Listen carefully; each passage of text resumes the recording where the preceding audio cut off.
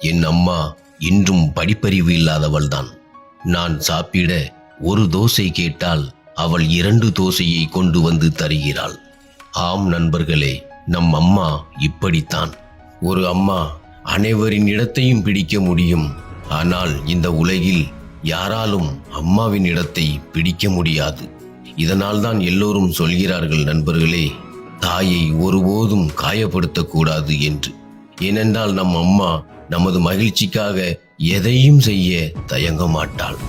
நாம் ஒவ்வொரு உறவிலும் கலப்படத்தை பார்த்திருப்போம், கச்சா நிறங்களின் அலங்காரங்களை பார்த்திருப்போம்.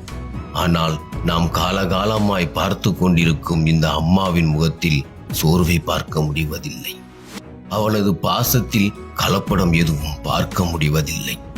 இன்று மீண்டும் கடந்து போன காலம் என் நினைவுக்கு வருகிறது. எனக்காக என் அம்மா சமைத்து தந்த அந்த சாப்பாடு நினைவுக்கு வருகிறது. நாள் முழுவதுமான சோர்வு பசியாக மாறும்போது எனக்காக என் தாய் அன்புடன் உணவளித்தது என் நினைவுக்கு வருகிறது.